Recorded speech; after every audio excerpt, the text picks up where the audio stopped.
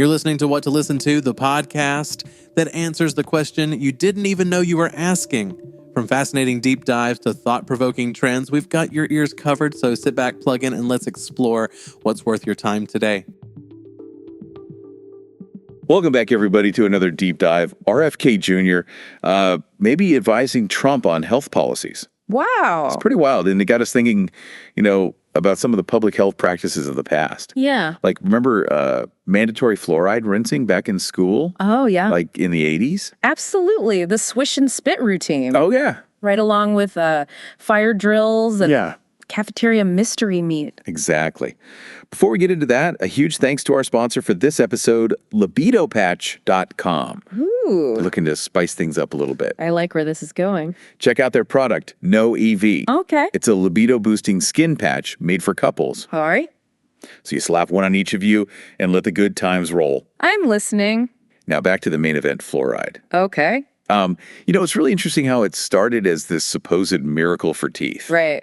Like, especially when dentists saw less tooth decay in areas with naturally fluoridated water. Yeah, it really seemed like a straightforward win for public health. Right. A cheap and easy fix for a huge problem. Yeah, but as with so many things, there's more to the story than meets the eye. Of course. We're about to take a deep dive into fluoride and uncover some twists and turns you probably didn't learn in school. All right, let's get to it. What's fascinating is that fluoride isn't just found naturally. Right.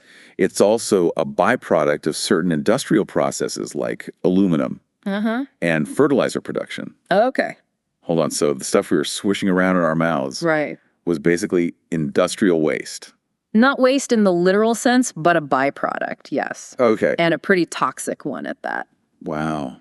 This posed a tricky dilemma for the companies involved. Yeah. How do you get rid of huge amounts of something hazardous? Okay. I'm starting to see where this is going. Okay. This is getting interesting. Promoting fluoride as a beneficial ingredient in things like water and toothpaste provided a convenient solution. Wow. What was once a potential liability suddenly became a marketable asset. That's pretty ingenious from a business perspective. Right. But ethically, it feels a little off. Yeah. So how did fluoride go from industrial byproduct to a mainstay in schools? Good question. I vividly remember those little paper cups and the overly sweet minty taste. Oh, yeah. The 1980s saw a boom in school-based fluoride rinsing programs all over the country. Everywhere. The programs were framed as proactive, especially for kids who might not have regular access to dental care. Right. Makes sense. I remember seeing TV ads with dentists emphasizing fluoride for healthy teeth. It seemed like everyone was on board. It was a full-blown campaign. Yeah. These programs had backing from government agencies and private corporations. They went all out with educational materials, PSAs, Wow. the whole 9 yards. But knowing what we know now about the industry link, it makes you wonder, was this truly all about public health, or were other motives at play? That's the million-dollar question, isn't it? Yeah. And it's one that started to gain traction as time went on. Because not everyone was thrilled about the fluoride push, right? Right. There were concerns about potential downsides. Precisely. Right. The narrative of fluoride as a miracle cure began to unravel. Yeah. Parents started questioning the lack of informed consent. Right? They hadn't really been given a choice about their kids participating in these programs. And I'm guessing researchers also began digging deeper into the potential long-term effects of all this fluoride exposure. Absolutely. Okay. Studies started emerging, Yeah. linking excessive fluoride intake to dental fluorosis, Right. which causes those white spots or streaks on teeth. Yeah, I've heard of that. But there were also worries about more serious issues, Oh, wow. like skeletal problems, Really? and even potential impacts on the nervous system. That's a bit unsettling to think about. It definitely raised red flags. Yeah. While major health organizations still maintained that fluoride was safe at recommended levels, the scientific community wasn't unanimously on board. So a debate emerged. Was fluoride truly beneficial, or could it be harmful, particularly in the amounts kids were getting? And this debate, as we'll explore, is far from over. Wow. It's a complex issue with passionate voices on all sides. Now, I know there's a ton of misinformation circulating about fluoride. Oh, for sure. Some of it pretty outlandish. You've got claims about fluoride being used for mind control. Oh, my God. And all sorts of other conspiracy theories. Wow. It's crucial to remember that not everything you read online is accurate. Right. That's why the deep dives exist. Exactly. To separate fact from fiction. Right. We're examining the evidence, the history, the diverse viewpoints to give you a well-rounded picture. We aim to equip you with the knowledge to form your own informed opinions. So we've established this background on fluoride, its industrial origins, the school programs, and the growing concerns. Right. But I think it's vital to remember that behind all these facts and figures are real people whose lives have been affected. Couldn't agree more. This isn't just a scientific debate. It's about individuals and families who've experienced the consequences of these policies firsthand. For example, there's Sarah, Okay. who believes her dental fluorosis is a direct result of mandatory fluoride rinsing at school. Right. Her experience shows that these decisions have real-world consequences. And then there's John, Okay. a teacher who had reservations about the program's safety, but felt he couldn't speak up for fear of repercussions. Wow. His story reminds us that sometimes dissenting voices are silenced in these debates. These stories add a human dimension to the issue, reminding us that even well-intentioned policies can have unintended consequences. It adds a layer of complexity to the discussion, Right. highlighting the ethical considerations that come into play when public health measures potentially impact individual autonomy and choice. So what eventually happened to those school-based fluoride programs? They're not around anymore, are they? As awareness of the potential risks grew, many schools quietly phased out their programs. It wasn't always a publicized decision, but the tide was turning. But that doesn't mean the debate over fluoride has gone away. Right. In fact, it seems like it's become even more heated in recent years. Absolutely. Yeah.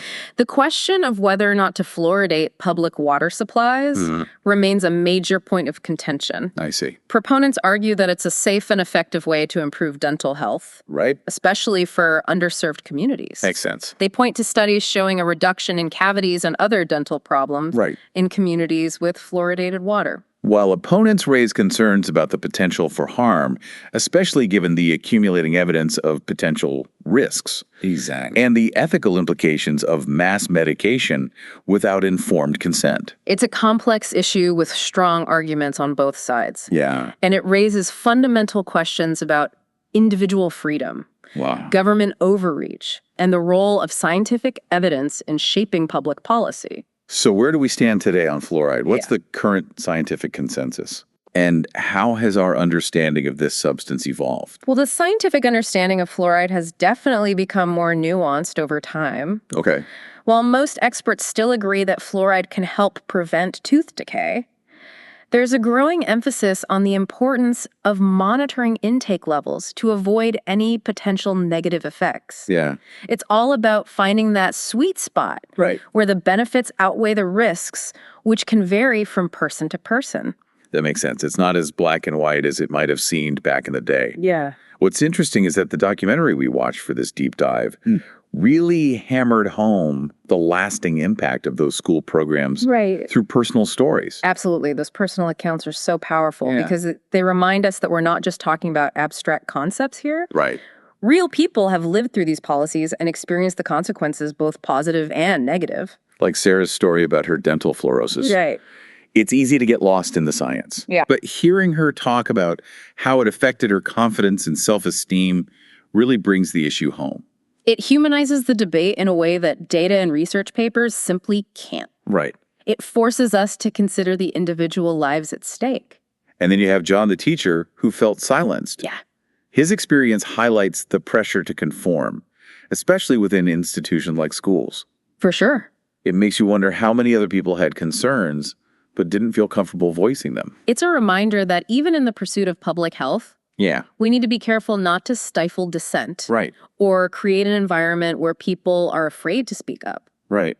Open dialogue and critical thinking are essential for any policy, especially one that impacts so many lives. The documentary also did a good job of tackling some of the more outlandish myths about fluoride. Oh, yeah. It's amazing how those conspiracy theories persist, even when there's no credible evidence to support them. It speaks to the power of misinformation, especially in the age of social media where unsubstantiated claims can spread like wildfire. Scary. It underscores the importance of critical thinking and media literacy, being able to discern fact from fiction Yeah. and evaluating sources carefully. That's where a show like The Deep Dives comes in, right? Exactly. We try to cut through the noise Right. and present the information in a way that's both engaging and accurate. We want to empower listeners with knowledge so they can form their own informed opinions. Yeah. But even beyond debunking the myths, it's important to remember that people can have genuine concerns about fluoride without subscribing to conspiracy theories. Right. It's not about dismissing those concerns just because some of the more extreme claims lack evidence. Right. It's about having respectful dialogue, considering different perspectives, and acknowledging that there can be valid reasons for people to question public health intervention. It goes back to that idea of informed consent. Right. People should have access to all the information, both the potential benefits and the risks, so they can make choices that align with their values and beliefs. Shifting gears a bit, what are your thoughts on the current debate surrounding water fluoridation? Okay. It seems like that's where the battle lines are drawn these days. It's definitely a hot button issue. On one hand, you have proponents who argue that water fluoridation is a safe and effective way to improve dental health across the board, Right. especially for those who might not have access to regular dental care or live in areas with lower socioeconomic status. Makes sense. They point to studies showing a reduction in cavities and other dental problems in communities with fluoridated water. But on the other hand, you have opponents who worry about the potential for harm, Right. especially when it comes to long-term exposure to fluoride. Exactly. They cite studies suggesting links to various health issues. Right. And they argue that adding fluoride to the water supply is a form of mass medication without individual consent. And it raises complex ethical questions. Oh, wow. Is it justifiable to implement a public health measure that potentially benefits some while exposing others to risks, Right. even if those risks are considered small? That's tough. Who gets to decide what level of risk is acceptable? Yeah. And how do we balance the rights of the individual with the goals of public health? Those are tough questions. They are. And it's not just about the science. It's about individual autonomy and the right to make choices about one's own body and health. Absolutely. And it's important to acknowledge that there are alternative approaches to improving dental health Okay. that don't involve adding fluoride to the water supply. Okay. Things like promoting good oral hygiene habits, Right. providing access to affordable dental care, and even exploring the use of topical fluoride treatments for those who choose to use them. It sounds like the conversation has shifted from a focus on fluoride as a one-size-fits-all solution Right. to a more personalized approach to dental care, recognizing that individual needs and preferences vary. Exactly. And that shift reflects a broader trend in healthcare Okay. towards personalized medicine, taking into account individual factors like genetics, Right. lifestyle, and overall health status to tailor treatments and preventive measures. This has been a really insightful discussion. It has. We've gone from the seemingly simple act of swishing fluoride in school Right. to a much deeper conversation about scientific evidence, Yeah. ethical considerations, individual autonomy, and the evolving landscape of public health. It's amazing how such a seemingly straightforward topic can unravel into so many layers of complexity. It really is. And it highlights how important it is to approach these issues with curiosity, critical thinking, and a willingness to engage with different perspectives. So as we rack up our exploration of fluoride, what's one key takeaway you hope our listeners will ponder? Okay. What's the big question they should be asking themselves as they navigate this complex landscape? That's a great question. I think the most crucial takeaway from our fluoride deep dive is this: how do we find the right balance Okay. between promoting public health initiatives and respecting individual choice and autonomy? Right. There's no easy answer, Yeah. but it's a question we need to grapple with as we navigate complex issues like this. That's a powerful point. We've seen how the fluoride story, which seems so simple at first, Right. has evolved into this multifaceted discussion about science, ethics, and personal freedom. It's a microcosm of so many challenges we face in public health. Exactly. And it reminds us that even well-intentioned policies can have unintended consequences. Sure. We need to be constantly evaluating and reevaluating our approaches, incorporating new scientific findings, Right. and considering the diverse needs and perspectives of the population. It's like we've gone from this one-size-fits-all mentality to recognizing the importance of personalized healthcare. Right. What might be beneficial for one person could be detrimental to another, and we need to create systems that respect those differences. Absolutely. We're moving away from the idea of a paternalistic healthcare system where experts dictate what's best for everyone, and towards a model where individuals are empowered to make informed decisions in consultation with their healthcare providers. And that requires transparency. Yes. People need access to accurate, unbiased information about the potential benefits and risks of any intervention. Right. Whether it's fluoride vaccines or any other health-related practice. Transparency is paramount. It builds trust and allows for informed consent, which is fundamental to ethical healthcare. Right. We need to foster open dialogue, encourage critical thinking, and create spaces where people feel comfortable asking questions and challenging assumptions. And that includes questioning the role of industry influence in shaping public health policy. Absolutely. We've seen how financial interests can sometimes cloud judgment and create conflicts of interest. For sure. It's crucial to be aware of those dynamics and critically evaluate the motivations behind various initiatives. You're absolutely right. We need to be vigilant about potential biases, both conscious and unconscious, and strive for evidence-based decision-making that prioritizes the well-being of the public over profit motives. So, as we wrap up our deep dive into the world of fluoride, what's your final thought for our listeners? Okay. What should they be pondering as they go about their day? I'd encourage everyone to think about this. How can we as individuals and as a society foster a culture of informed consent and evidence-based decision-making when it comes to public health? How can we ensure that policies are driven by science ethics and a genuine concern for the well-being of all? Yeah.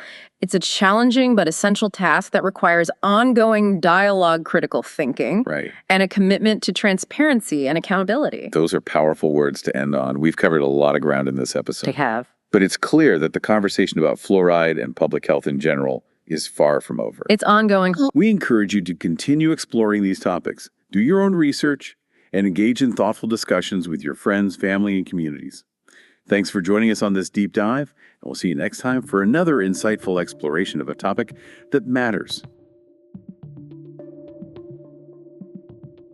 Until next time, don't just hear the world, listen to it.